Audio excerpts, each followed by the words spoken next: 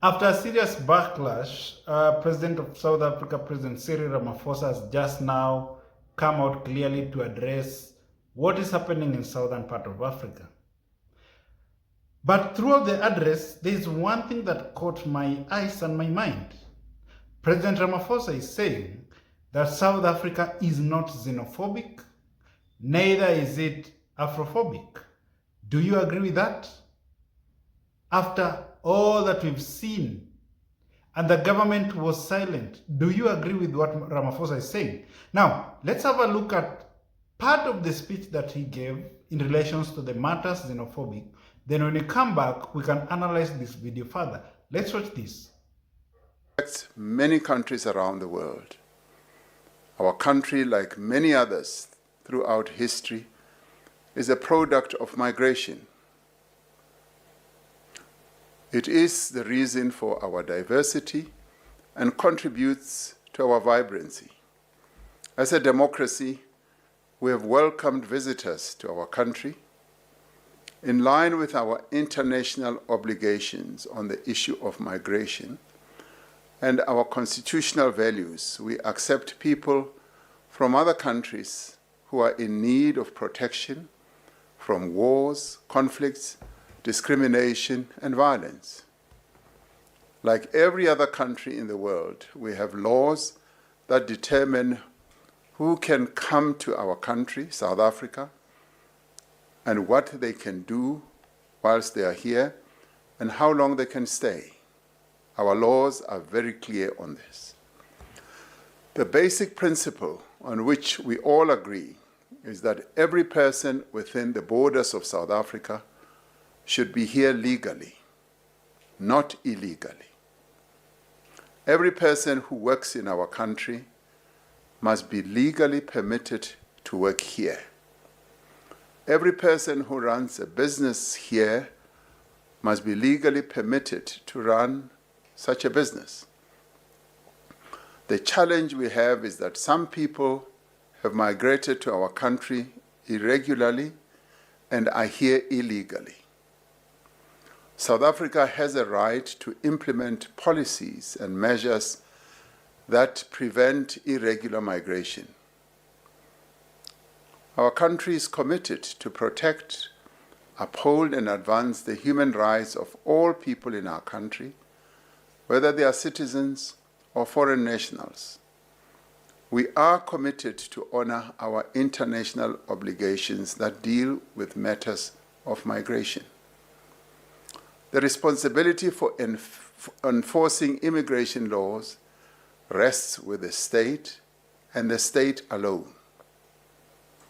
There have been weaknesses in the way migration has been managed in our country. There have been weaknesses in rigorous and focused enforcement. We admit that. And there have been weaknesses of corruption. There have been gaps in our systems that have undermined public confidence.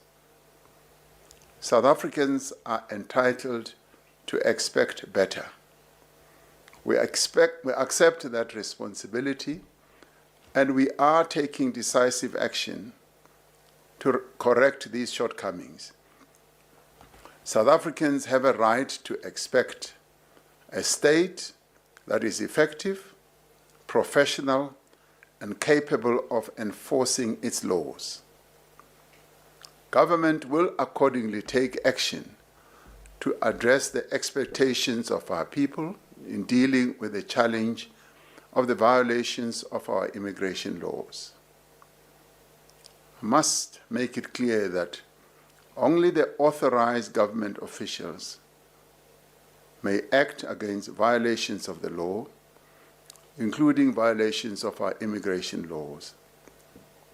No other person is allowed, for example, to confront someone in the street, in the pathways of our country to demand proof of identity. We know that South Africans are not xenophobic, as there is no space for xenophobia, for racism, for sexism, for Afrophobia, or any other form of intolerance in South Africa. Fellow Africans, that is now the president of South Africa talking about xenophobia in South Africa.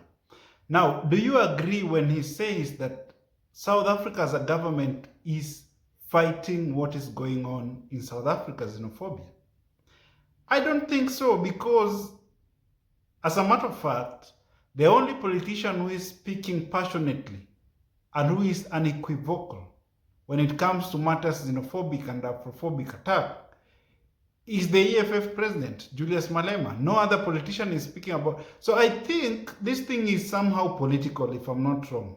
Because you cannot say the government is silent about what is going on in South Africa.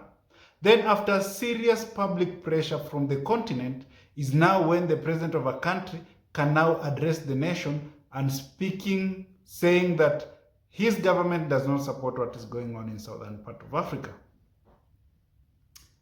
I don't think Mr. Ramaphosa is serious about this, because if he was serious about this, actually he was to deploy the police force to be curbing these crooks. Actually, these people are now, we can just call them crooks, because I don't believe when the president is saying that there is no xenophobic attack in South Africa, because everything is in the social media. You can see what is happening in South Africa, to the extent that the entire Africa as a continent, they are now even not supporting their national team at the World Cup because of what is happening in South Africa.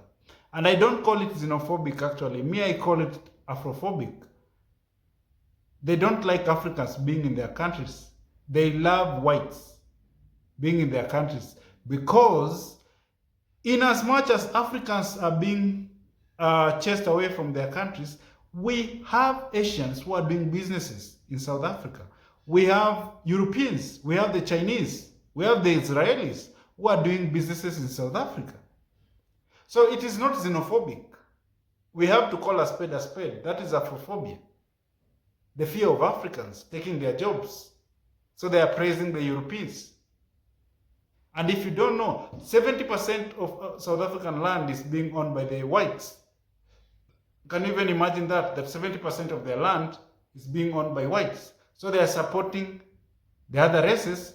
Africans, you are chased away from South Africa. And I know they are now feeling the impact, actually. For it to reach this far, where the president has to address the nation, they are feeling the impact. Take a look at what happened during their march against Mexico. So people are cheering Mexico. Africans were cheering Mexico instead of cheering South Africa, because of their behaviors, what they are portraying to the entire continent. Now, 500 trucks from South Africa, they were stopped at the border of Mozambique. And the government of Mozambique was serious about this. That you cannot be chasing Africans out of your countries and you want me to allow you to pass via Mozambique to other countries to deliver goods. That was not okay, according to the president. But of course, I also support him. Okay? I also support him, because we have to spearhead this spirit of Pan-Africanism. We have to spearhead the spirit of Pan-Africanism, to the extent that if someone is misbehaving, we have to call a spade a spade. They are closing their borders. That no Africa. And permit me to say this. Permit me to say this. It's not that Africans are too desperate to go to southern part of Africa. No. They're not too desperate. They're just going to South Africa to make money, and they are out of the country. Why are they going to South Africa, not Burundi? It's because the economy of South Africa is a bit better as compared to the economy of other African countries. So they are there, yes. They are creating employment, yes. They are paying their taxes there, yes.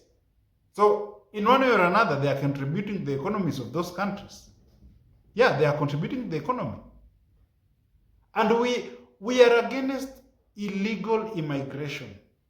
For God's sake, we are against illegal immigration. What we want, we as Africans, is simple.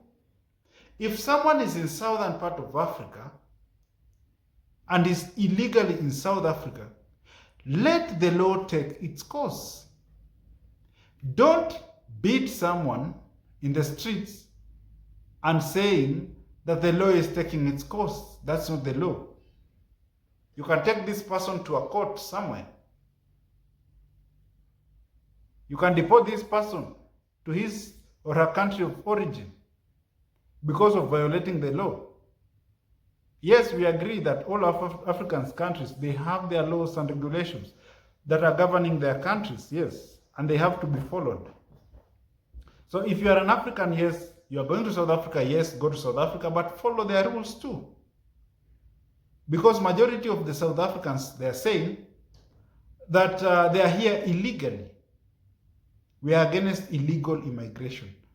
And that is why President Cyril Ramaphosa is saying that some of the things that is going to work on is the so-called corruption within the migration department. Corruption that has now rendered their country useless as far as immigration rules is concerned. So he has to clean the department. He has to tighten the borders, and he has to set rules straight for each and everyone to follow when going to South Africa. So fellow Africans, we love South Africa, to be honest, because that is part of Africa. And it was the dream of our forefathers to make Africa great. It was the dream of our forefathers to remove the borders, the tariff barriers and non-tariff barriers that is hindering Africa's development. How can we grow when we are closing borders to our fellow Africans? It becomes impossible. So what should we do, we as Africans? We follow the right rules. We respect the laws of the land. Okay? And we have to trade amongst ourselves. So if we do that, we as Africans, we will realize our potential. We will be respected. And permit me to say this again. See at World Cup, how African players, if you are from Africa, how you are being mistreated. You are being mistreated because you don't have anything to offer.